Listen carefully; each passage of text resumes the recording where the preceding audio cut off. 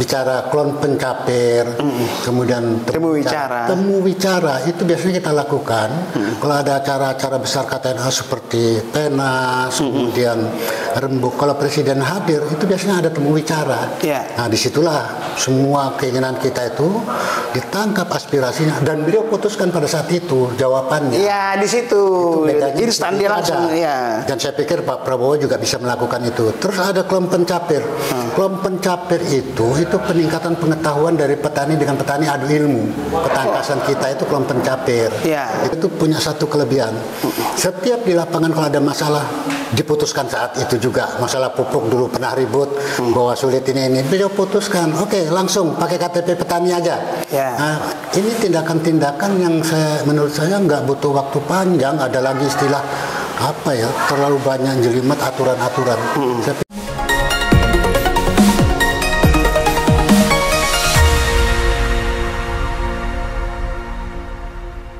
Bincang tipis-tipis kembali menjumpai Anda bersama saya Erman Tale Daulay di channel Tale Tries Info. Di channel ini berbagai isu terkini yang menjadi perhatian publik dan narasumber yang kita hadirkan untuk membahas isu tersebut akan kita iris-iris menjadi tipis-tipis. Ini masih terkait pelantikan Pak Presiden Prabowo, yang mana pada pidatonya beliau akan mencurahkan segala perhatian menuju swasembada pangan. Untuk itu kita menghadirkan narasumber yang tentu sangat kompeten ataupun pantas mengomentari itu, Bapak Haji Muhammad Yadi Sopyan Nur, Ketua Umum Kelompok Kontak Tani Nelayan Andalan Nasional. Untuk itu kita minta tanggapan beliau dulu secara tipis-tipis. Apa tanggapannya Pak Sopyan soal pidato Pak Presiden pada pelantikan terkait soal swasembada pangan? Silakan. Oke, baik. Terima kasih Pak Daulay. Jadi saya nonton. Jadi ya intinya pidato itu sudah tertulis, ada juga kita baca di Asta Cita beliau, ada 18 program yang beliau siapkan untuk swasembada pangan itu. Dan intinya KTNA mendukung karena itu sangat jelas, semua sudah diatur di 18 program itu, dan kita meyakini kalau beliau 5 tahun, saya malah berani bilang kalau itu dijalankan 3 tahun. Ya, beliau bilang 4 tahun waktu beliau. Ya, lebih cepat karena kan sekarang sudah ada kegiatan, kita ada ekstensifikasi, kemudian ada OPLA di Sumatera Selatan, kemudian ada food estate di Kalteng, kemudian ada di Merauke. Saya pikir bisa, nggak sulit, kita dukung. Kalau dari persinggungan beliau selama, kalau nggak salah kan Bapak kan mengenal Pak Presiden ini kan di satu organisasi, ada kan ini apa coba? Ya, kebetulan beliau itu kan pembina kita juga di KTNA. Jadi Pak Presiden ini beliau di HKTI, tapi sebagai pembina kita di KTNA sebetulnya beliau itu. Termasuk Pak Menteri, pembina juga. Pak Sekjennya juga sama. Di KTNA kita dekat. Saya pikir nggak sulit lah. Artinya apa yang beliau programkan kami siap melaksanakan. Intinya itu. Dari persinggungan Bapak dengan Pak Prabowo terhadap pertanian gimana Pak Sopyan? Beliau punya visi. Jadi visi itulah yang kita pegang. Jadi kita harus swasembada. Kita harus punya kemampuan untuk kedaulatan pangan. Kemandirian pangan itu memang saya pikir nggak terlalu sulit. Memang visinya beliau seperti itu. Jadi jauh sebelum beliau menjabat presiden pun komitmen beliau terhadap kita kenal dekat, tahu betul visinya itu. Aksi-aksi di lapangannya? Apanya? Aksi-aksi di lapangan beliau? Dan beliau nggak pernah ragu ke lapangan turun. Dan satu hal, beliau itu sama pola-pola lama. Setiap acara itu beliau memberi waktu ke kita untuk temu bicara. Sehingga saya pikir beliau akan mudah menerima aspirasi petani, nelayan kita. Karena beliau punya waktu kalau urusan dengan petani dan nelayan. Saya pikir itu. Pak, ini kan Bapak ini petani segala zaman saya bilang. Karena Bapak di eranya Pak Harto, Bapak juga udah jadi petani ya Pak Sopyan ya. Sudah 34 tahun. Di eranya Habibie, Bu Mega, SB, ya kan, Jokowi, Bapak merasakan. Di eranya Pak Harto dulu, itu ada namanya, saya lihat di TVRI dulu waktu saya nonton di kampung dulu, beliau langsung itu ketemu dengan petani itu, temu bicara, ada juga kelompok pencapir, diskusi-diskusi sama petani. Iya kan?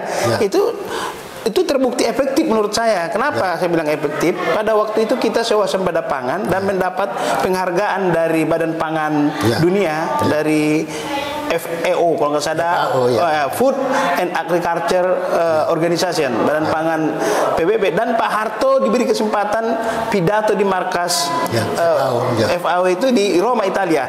Tanggapan Bapak itu gimana itu, Pak? Jadi 84 itu kan kita swasembada. Ya.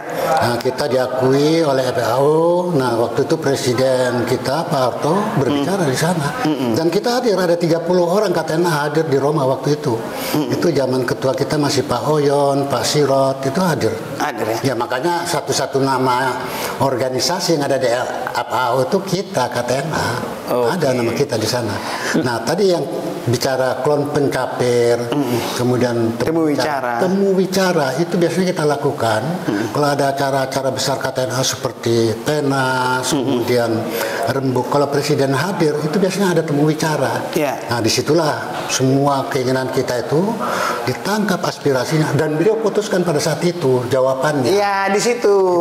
Instan dia langsung. Ya. Dan saya pikir Pak Prabowo juga bisa melakukan itu. Terus ada klon pencapir. Klon pencapir itu peningkatan pengetahuan dari petani dengan petani adu ilmu. Ketangkasan kita itu klon pencapir. Itu zamannya dulu kan ada RRI, TVRI itu. Dan biasanya Pak Harto hadir di situ. Habis itu berdialog gitu kan. Hari-hari ini juga masih ada beberapa daerah melaksanakan itu. Kalau tantangan dan peluang pertanian Pak Prabowo di lapangan apa yang mungkin yang Bapak kasih masukan ke beliau, tantangannya apa, peluangnya apa gitu, masukan dari KTNA. Jadi kalau kita bicara visi beliau kan ada 18 program yang artinya kalau urusan pupuk, bendungan, irigasinya, kemudian pestisida, oke lah itu semua.